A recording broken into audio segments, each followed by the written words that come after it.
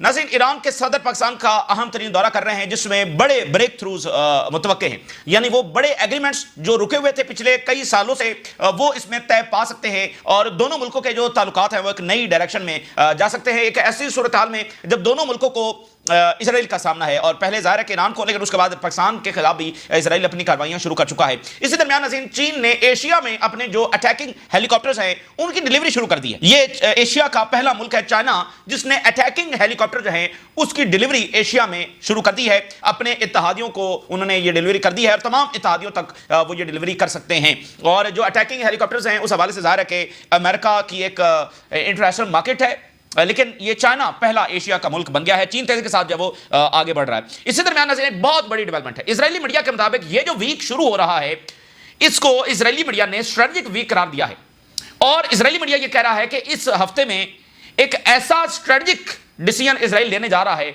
जो तमाम चीजों को बदल देगा। That will change everything. यानी मुमकिन तौर पर यह डिसीजन यह भी हो सकता है कि वो गजा पर ऑक्यूपेशन का ऐलान कर दे। अब आप देखें ना कि 5 दिन से स्टीव विटकॉफ जो है वो बैठा हुआ है इजराइल के अंदर और अभी खबर यह है कि वो मॉस्को जो है वो रवाना होगा यहां से बाद। तो 5 दिन से वो इजराइल में बैठा हुआ है, तो जाहिर है कि कुछ ना कुछ तो बड़ा प्लान हो रहा है कि देखें सारी दुनिया इस बात पर मुत्तफिक हो गई है कि सीज फायर करना है। तो अमेरिका और इजराइल यहां पर बैठकर डेफिनेटली यही डिस्कस कर रहे हैं कि अब दुनिया के इस बदलते मूड को देखते हुए सीज फायर कर लिया जाए या जो बुनियादी उनका प्लान था उसी को आगे बढ़ाया जाए। तो एक स्ट्रेटेजिक डिसीजन जब इजराइल लेने जा रहा है जिसमें तमाम चीजें बदल जाएंगी। मुमकिन तौर पर वो यही है कि वॉर को एक्सपैंड करने जा रहा है इजराइल। और जैसे बेन गबर की स्टेटमेंट्स आ रही हैं कि गजा से जो डिपोर्ट है फलस्तीनियों को वो किया जाएगा, तो ये एक बड़ी गैर मामूली बात है कि ये वीक इजरायली मीडिया इसको स्ट्रेटेजिक करार दे रहा है। इजराइल का जो वज़ीर ख़ारजा है उसने हंगामी तौर पर अपने जो वेस्टर्न फॉरेन मिनिस्टर्स हैं, काउंटर पार्ट्स हैं, उनको खतूत लिखे हैं। हंगामी तौर पर तमाम मेजॉरिटी फॉरेन मिनिस्टर जो है उनको खत लिखे हैं। और वेस्ट का जो मीडिया है उसमें भी अब एक बदलाव देखा जा रहा है। खास तौर पर जैसे बीबीसी है, बहुत बड़ा सपोर्टर इजराइल का, उसने भी वो इन्वेस्टिगेटिव रिपोर्ट शाया करना शुरू कर दी हैं जिसमें इजराइल के जो क्राइम्स हैं वो दिखाए गए हैं। और अमेरिका में जो डेमोक्रेट्स सेनेटर्स हैं वो एक तहरीक चला रहे हैं कि इजराइल के लिए जो असलहा एक्सपोर्ट है वो खत्म की जाए और परमानेंट सीज फायर के लिए जो पुश किया जाए। बहुत सारे सेनेटर जो है वो ट्रंप को भी खत लिख रहे हैं, रेजोल्यूशंस भी लाई जा रही हैं। फिर मागा के जो इन्फ्लुएंशियल लोग हैं वो भी ज़ाहिर है कि परमानेंट सीज फायर की बात कर रहे हैं। इराक के अंदर नाज़रीन कॉन्फ्रेंस हुई है और इराक में कॉन्फ्रेंस के बाद जो एलामिया जारी हुआ उसके मुताबिक उन्होंने जो बात की है कि जो कोई नॉर्मलाइजेशन करेगा वो गजा में होने वाले मजालिम का हिस्सेदार समझा जाएगा, कोई इजराइल के साथ नॉर्मलाइजेशन की तरफ जब वो ना जाए। इसी दरमियान जो यूक्रेन की वॉर है वो बहुत शदीद हो गई है और यूक्रेन के जो ड्रोन्स है वो रशिया में जो ऑयल रिफाइनरीज हैं वहां पर जाकर हिट कर रहे हैं। सिर्फ एक एक ड्रोन जो है वो इतने बड़े धमाके कर रहा है कि जैसे पता लगता है कोई टैक्टिकल न्यूक्लियर वेपन जो इस्तेमाल हो गया है। और रशिया के तो बड़े लार्ज स्केल हमले जो वो दारुल हुकूमत कीव के ऊपर हो रहे हैं और फिलहाल यूक्रेन यानी कि उसको समझ नहीं आ रही कि वो क्या करे। और यूरोप वो कंफ्यूज है क्योंकि ट्रंप कहता है कि जो वेपन्स हम यूक्रेन को देंगे वो यूरोप पे करेगा।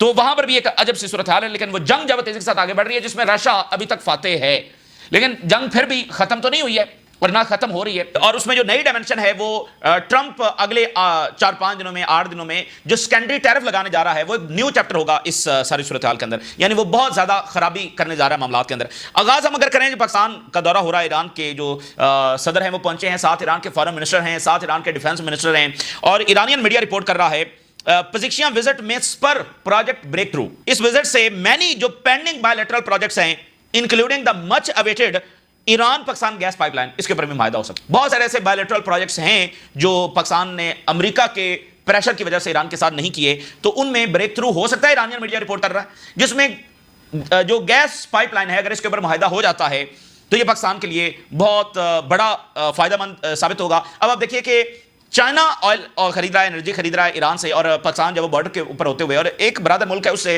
गैस नहीं खरीद सकता, तो अमेरिका का ज़ाहिर है कि प्रेशर है।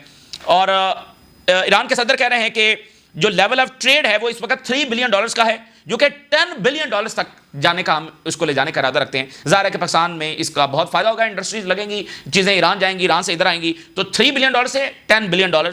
इसके अलावा जो ईरान के डिफेंस मिनिस्टर हैं और पाकिस्तान के डिफेंस मिनिस्टर हैं उनकी मुलाकात हुई है। ईरान के फॉरेन मिनिस्टर की पाकिस्तान के जो फॉरेन मिनिस्टर हैं उनके साथ बात हुई है और उन्होंने कहा there are many areas of cooperation between us in the presence of common threats. ये पाकिस्तान के डिफेंस मिनिस्टर ने कहा कि कॉमन थ्रेट्स हैं तो हम मतलब बहुत सारे इशूज़ के ऊपर एक साथ हैं। और पाकिस्तान के प्राइम मिनिस्टर ने कहा we support Iran and reject any aggression against it. और पाकिस्तान ने जो ईरान का न्यूक्लियर राइट है کو بھی سپورٹ کرنے کا اعلان کیا ہے. دیکھتے ہیں کہ اس میں مزید معاملات کس حد تک جاتے ہیں. لیکن اس میں جو ایک نئی ڈیولپمنٹ ہوئی ہے کہ چین نے اپنا جو اٹیکنگ ہیلی کاپٹر ہے پہلا وہ ڈیلیور کر دیا ہے, اور ڈیلیور کیا پاکستان کو. Pakistan is the first country in the world جس کو چائنا نے اپنے اٹیکنگ ہیلی کاپٹر جو ہے ڈیلیور کیے ہیں. ٹھیک ہے, اور اس سے یعنی ایشیا میں ایک بڑی تبدیلی آئی ہے کہ چائنا ایشیا کا ملک جو اٹیکنگ ہیلی کاپٹر دے رہا ہے, اور پہلا ملک جس کو دیا ہے وہ پاکستان ہے. اور ایران کے ساتھ بھی ان کی بات چل رہی ہے, باقی ملکوں کے ساتھ بھی بات چل رہی ہے, لیکن یہ ایک نئی تبدیلی ہے کہ وہ اٹیکنگ ہیلی کاپٹرز بھی دے رہے ہیں. تو اس سے ظاہر ہے کہ ایئر پاور میں بہت بڑا اضافہ ہوتا ہے. دیکھتے ہیں کہ یہ کیا ایران کو بھی ملتے ہیں یا نہیں. لیکن یہاں پر پاکستان کے حوالے سے ایک بات یہ ہے کہ چائنا کس حد تک ٹرسٹ کر رہا ہے پاکستان کے اوپر. وہ اپنی جو جدید ترین ٹیکنالوجی ہے جو اس نے دنیا میں کسی کو نہیں دی, وہ پاکستان کو دے رہا ہے. تو کیا پاکستان ایسی صورتحال میں امریکہ کے ساتھ جانے کا فیصلہ کر سکتا ہے اگینسٹ چائنا؟ کیونکہ اس وقت پاکستان کی جو طاقت ہے اس میں بڑا حصہ چائنا کا بھی ہے. چائنا کی لیٹسٹ ٹیکنالوجی جو ہے اس کا بڑا حصہ ہے. پاکستان کی لیڈرشپ کبھی بھی غلطی نہیں کر سکتی کہ وہ امریکہ کے کیمپ میں جائے اگینسٹ چائنا. اچھا, اسی درمیان ناظرین جو اگلی امپورٹنٹ بات ہے کہ اسرائیلی میڈیا کہہ رہا ہے کہ یہ اسٹریٹجک ویک ہے. Israeli media, Israel faces a fateful week, فیصلہ کن ہفتہ, fateful week in which strategic decision will be made that will change the face of the war. وہ ہفتہ جس میں فیٹفل فیصلہ ہونا ہے اور that will change the face of the war. یعنی اب اس کو ہم کس تناظر میں دیکھ سکتے ہیں؟ یعنی جنگ بندی کے تناظر میں تو میرا نہیں خیال کہ اس کو دیکھا جا سکتا ہے. اس کو اسی تناظر میں دیکھا جا سکتا ہے کہ وہ غزہ پر آکوپیشن کا اعلان کرنے جا رہے ہیں, وہ ویسٹ بینک پر کوئی نیا اعلان کرنے جا رہے ہیں, یا کسی اور ملک کے خلاف کوئی جنگ چھیڑنے جا رہے ہیں.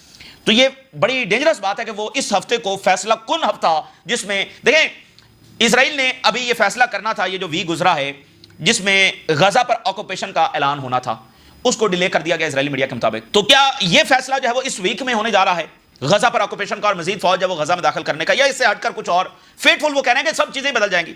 اچھا, اسی درمیان جو اسرائیلی فارن منسٹر ہے رائٹرز کے مطابق اس نے ارجنٹ میسیجز جو ہے وہ his counter parts around the world جب وہ بھیجے ہیں, یورپ میں, آسٹریلیا میں, جاپان میں, امریکہ میں, ارجنٹ میسیجز بھیجے ہیں کاؤنٹر پارٹس کو اراؤنڈ دا ورلڈ. یہ رائٹر رپورٹ کر رہا ہے. اب یہ کیا میسیجز ہیں جو یہاں پر کنوے کیے جا رہے ہیں؟ اور اسرائیل کے اندر سے ہم کچھ رپورٹس آپ کے سامنے رکھتے ہیں. مریو آن لائن یہ رپورٹ کر رہا ہے ایکسپرٹس کو کوٹ کرتے ہوئے کہ اگر یہ جنگ آگے بڑھانے کا اسرائیل فیصلہ کرتا ہے تو اس کے بڑے برے اثرات ہوں گے. اس کی وجہ یہ ہے کہ فوج کی جو ایگزاسٹ لیول ہے وہ بہت اگلی سطح پر جا چکا ہے.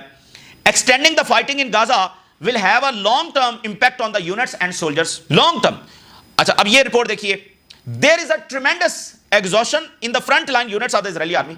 بہت ہی اگلی سطح کے اوپر جب وہ ایگزاسٹ لیول پہنچ چکا ہے. Exhaustion is increasing among soldiers due to the war in Gaza and the chief of staff is discussing a plan for leaves. کیسے فوجیوں کو جو ہے وہ لیوز دینی ہے کہ وہ ان کو ریسٹ کروایا جائے, کیونکہ ایگزاسٹ لیول بہت اگلی سطح پر چلا گیا. ایک اور انٹرسٹنگ بات ایک اور اسرائیلی میڈیا رپورٹ کر رہا ہے کہ جو اسرائیلی آرمی چیف ہے وہ یہ چاہتا ہے کہ غزہ کی جنگ فوری طور پر ختم ہو جائے, کیپٹیوز جو ہے وہ رہا ہو جائیں, and then resume fighting after months. لیکن کچھ مہینوں کے بعد جنگ جو ہے وہ دوبارہ شروع کر دی جائے. اس سے جو فوج ہے اس کو بھی ریسٹ مل جائے گا, جو کیپٹیوز والا اندرونی پریشر ہے وہ بھی ختم ہو جائے گا, اور فی الحال کچھ دیر کے لیے درمیان میں گیپ بھی آ جائے گا, اور دنیا کا جو پریشر ہے وہ بھی کم ہو جائے گا.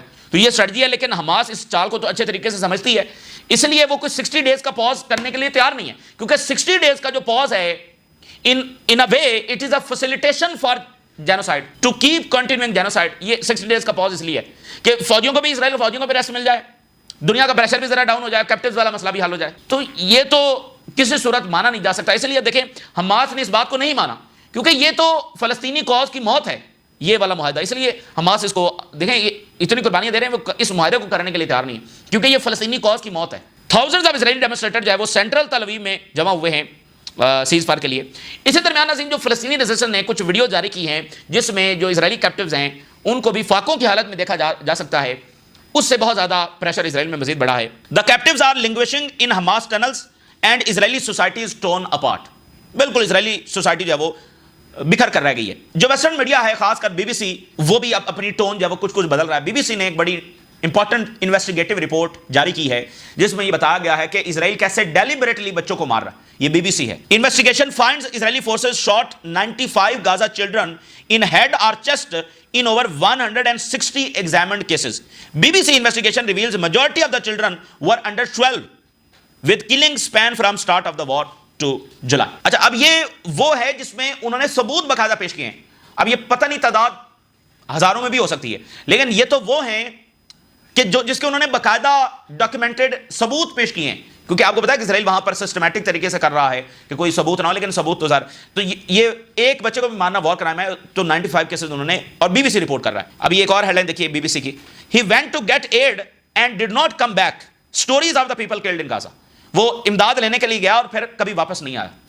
تو مختلف غزہ کے لوگوں کی سٹوریز بھی بی بی سی نے جب جاری کی. اب سوچئے کہ ایک فیملی جو ٹینٹس میں ملبے پر کہیں سٹار ہو رہی ہے اور اس کا کوئی سربراہ, اس کا کوئی بچہ وہ ایڈ لینے کے لیے گیا اور وہ بھی واپس نہیں آیا. تو ظاہر ہے کہ یہ چیزیں تو اس طرح سے تاریخ سے مٹائی نہیں جا سکیں گی اور پتہ نہیں اس کے بعد آگے کیا ہونے جا رہی ہے, یعنی کون سی دنیا ہے. اور اس کے اوپر کولمبیا کے پریزیڈنٹ نے بڑی انٹرسٹنگ بات کی ہے, بڑی امپورٹنٹ بات کی ہے. مائک ہاکبے کی سٹیٹمنٹ دیکھیے, کہہ رہا ہے کہ Israel is doing great job, is trying to protect the innocent civilians and prevent collateral damage. Israel بڑا زبردست کام کر رہا ہے, ڈوئنگ گریٹ جاب. یعنی کم سے کم فرانس اور برطانیہ یہ نہیں کہہ رہا ہے کہ یہ اسرائیل از ڈوئنگ گریٹ جاب. یہ تو میرا خیال ہے کہ پتہ نہیں یہ کون سے لوگ ہیں اور یہ کیا ہو رہا ہے, مطلب یہ سمجھ سے بالا تر ہے کہ وہ کہہ رہے ہیں کہ Israel is doing great job. مطلب دیکھنا کہ فرانس ہے, برطانیہ ہے, جرمنی ہے. اب جرمنی بھی کم سے کم یہ نہیں کہہ رہا کہ Israel is doing great job.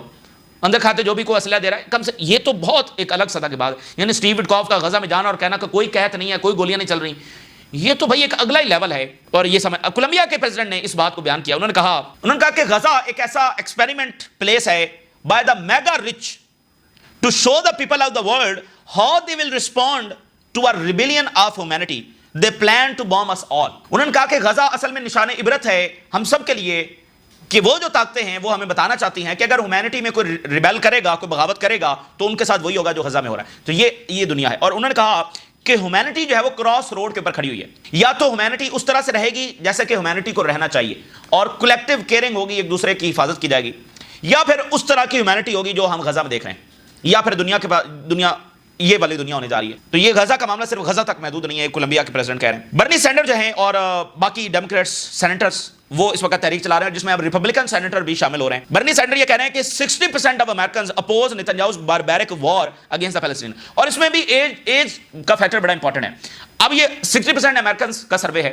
اگر آپ ینگ میں چلے جائیں گے تو آپ کو 95% جو ینگ امریکنز ہیں وہ فلسطین کے ساتھ کھڑے نظر آئیں. تو یہ یہاں پر جو 40% ہے نا, تو وہ جو بوڑھے, اور ظاہر ہے کہ ان کی اس طرح سے گروتھ ہوئی ہے اس دور میں جس طرح سے انہوں نے اسرائیل کو سمجھا. We are making progress in moving Democrats to vote against funding this war. Now it's time to move Republicans. Does the average Republican want to spend billions starving children? I don't think so. اب وہ جو امریکہ first والی بات ہے وہ Democrat سے بھی سامنے آ رہی ہے کہ اب billions and billions of dollars وہ غزہ کے خلاف اور فلسطین کے خلاف اسرائیل کو دے رہے ہیں. یہ کون سا امریکہ فرسٹ ہے؟ اور جو عراق میں کانفرنس ہوئی ہے اس کا اعلامیہ سامنے جو آیا, انہوں نے کہا کہ بالکل جو نارملائزیشن کرے گا اس کو ہم شراکت دار سمجھیں گے, جو کچھ غزہ میں ہو رہا ہے, جو کچھ ویسٹ بینک میں ہو رہا ہے, یہ جینوسائیڈ کا شراکت دار ہوگا جو اسرائیل کے ساتھ نارملائزیشن کرے گا. تو یہ بات بھی آپ دیکھیں نا کہ اچھا جی اسرائیل نے گریٹر اسرائیل بنا لیا, تو اس کے بعد تک تو یہاں پر کسی کے بعد یہ سپیس ختم ہو چکی ہوگی کہ وہ اسرائیل کے ساتھ نارملائزیشن کر سکے. تو یہ مڈل ایسٹ کیسا ہوگا؟ یعنی یہ مڈل ایسٹ کوئی پرامن مڈل ایسٹ نہیں ہو سکتا جس میں اسرائیل کی جنگیں جاری ہیں اور الٹیمیٹلی گریٹر اسرائیل بن گیا. تو یہ اس طرح پیسفل جیسے وہ نقشہ کھینچتے ہیں کہ پیسفل مڈل ایسٹ ہوگا, وہ ہوگا ہی نہیں, کیونکہ پھر جنگیں ہی جنگیں ہوں گی اور بڑی لمبی اور طویل, اور کئی ملک اس جنگوں میں ہوں گے. برطانیہ کے حوالے سے بڑی انٹرسٹنگ دو خبریں ہیں. دی ٹائمز رپورٹ کر رہا ہے برٹش منسٹر کو کوٹ کرتے ہوئے, ایک تو انہوں نے کہا کہ جو میکرون نے فلسطینی ریاست کو تسلیم کیا ہے has pushed the matters to the climax. یہ جو سارا تنازع ہے یہ کلائمیکس کے اوپر چلا گیا, یعنی اب فیصلہ ہونا ہے, بس کچھ نہ کچھ ہوگا. اب دیکھنا دنیا آگے نہیں بڑھ پا رہی. اچھا جی ادھر سے انرجی پائپ لائن بنے گی, اچھا جی ادھر سے ٹریڈ روٹ ہوں گے, سب رکا ہوا ہے کیونکہ دنیا آگے نہیں بڑھ پا رہی ہے. تو فرانس کا فلسطینی ریاست کو تسلیم کرنا یہ کلائمیکس ہے اس تنازع کا کہ اب یہ کسی آر پار والے معاملے میں ہوگا. برٹش منسٹر یہ کہہ رہا ہے کہ سٹارمر کا جو اقدامات ہیں too little and too late, بہت تھوڑے ہیں اور بہت دیر سے ہیں, تو اس لیے سٹارمر کو زیادہ اقدامات جو ہے وہ اٹھانا ہوں گے. اسی درمیان جو یوکرین کی جنگ ہے وہ اتنی خوفناک ہو گئی ہے کہ ابھی انہوں نے رشین آئل فیسلٹی کے اوپر حملہ کیا ہے 1000 کلومیٹر دور. یہ اپنی نوعیت کا واحد حملہ ہے. کیو سیز کے ایک ڈرون جو ہے اس نے جا کر سٹک کیا ہے آئل ریفائنریز کو and airfields and electronics plant across Russia. This is very, یعنی آج ایک نیا اضافہ ہوا ہے, 1000 کلومیٹر دور ڈرونز جا کر مختلف ٹارگٹس کو, جس میں آئل ریفائنریز بھی شامل ہیں. اور یہ جو ایئر فیلڈز کی بات آ رہی ہے نا, پچھلے دنوں جرمنی نے کہا تھا, ان کی اسٹیٹمنٹ جاری ہوئی تھی کہ وہ یوکرین کو انکریج کر رہا ہے کہ وہ رشیا کے ایئر فیلڈز کے اوپر جب جا کر حملے کریں. تو آج یہ بالکل ایک نیا چیپٹر ہے, ظاہر ہے کہ اس سے معاملات اور زیادہ خراب ہوں گے. اور آپ دیکھ رہے ہیں کہ یعنی کہ ایک ڈرون کتنا اس میں امپورٹنٹ اس جنگ میں ثابت ہو رہا ہے. تو ویسٹ کی ابھی بھی پالیسی یہی ہے کہ وہ رشیا کو جو ہے وہ کولیپس ہی کرے گا, لیکن رشیا کی ہار جو ہے وہ نیوکلیر جنگ سے ہوتے ہوئے گزرے گی.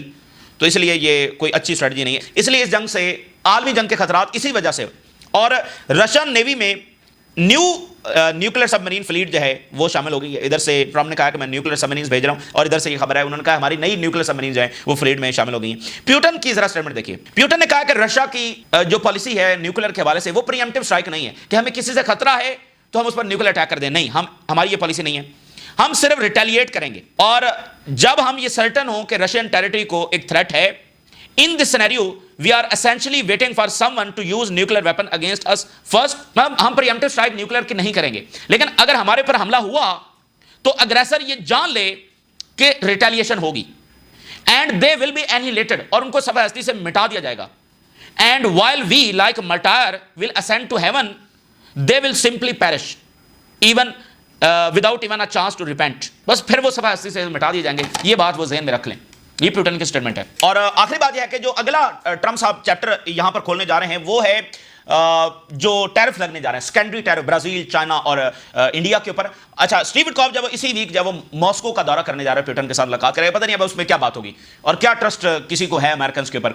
और क्या बात होगी, क्योंकि बुनियादी जो कॉज है नेटो के एक्सपेंशन का उसके ऊपर यूरोप वेस्ट नहीं मानेगा, नेटो नहीं मानेगा, इसलिए यह मसला जो है वो बढ़ता जाएगा और सारा यूक्रेन रशिया ले जाएगा, या फिर अल्टीमेटली जब वो आलमी जंग की तरफ मामला चला जाएगा, ये मसला हल होता हुआ नजर नहीं आ रहा। अब जो मामला मजीद खराब होने जा रहा है नाज़रीन, देखिए शुरू वाले महीनों में अमेरिका को यह अंदाजा हो गया कि वो रशिया से जीत नहीं सकता, तो उसने सैंक्शंस लगाए, थाउजेंड्स ऑफ सैंक्शंस, एक इंडिविजुअल के ऊपर सैंक्शन लगाए। उनको यह था, उनकी कैलकुलेशन ये थी कि रशिया जो है इसकी सारी इकॉनमी चलती इस बात पर है कि वो अपनी एनर्जी यूरोप को बेचता है, इससे उनकी इकॉनमी चलती है।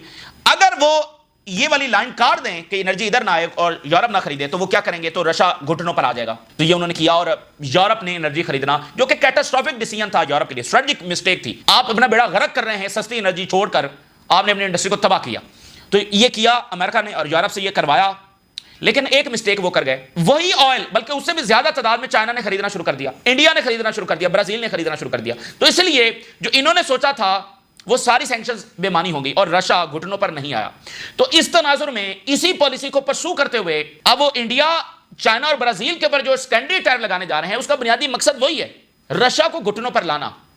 रशिया का ऑयल जो है वो किसी तरह से रोका जाए, क्योंकि ऑयल नहीं बिकेगा तो रशिया की इकॉनमी नहीं चलेगी। तो लेकिन क्या वो चाइना को ढेर कर सकते हैं कि चाइना रशिया से ऑयल नहीं खरीदेगा? क्या ये पॉसिबल है? इसलिए ये जो टैरिफ लगाने जा रहे हैं उसके पीछे बुनियादी मकसद ये है। लेकिन क्या ये चाइना, ब्राजील और इंडिया को ढेर कर सकेंगे और रोक सकेंगे? क्योंकि देखें, इंडिया बड़ा इंपॉर्टेंट है, जो यूरोप को ऑयल जा रहा है वो रशिया ही का ऑयल है, लेकिन थ्रू इंडिया जा रहा है। और यूरोप की आप फुलिशनेस देखिए, ऑयल वही रशियन खरीद रहा है, लेकिन महंगे दामों खरीद रहा है। तो अब इंडिया, इसलिए ट्रम्प साहब जो है ना, इंडिया के ऊपर जो निशाना लिया हुआ है वो इसी वजह से। और फिर इंडिया जब रशियन वेपन्स भी खरीद रहा है और F-35 कहता है मैं नहीं खरीदूंगा, और ऑयल जब वो इंडिया से होते हुए यूरोप की तरफ जा रहा है। तो ये इस वक्त की नाज़रीन सूरत हाल है जो आपके साथ शेयर किया। आपने राज रोका करें, इजाज़त दीजिए, अल्लाह हाफ़िज़।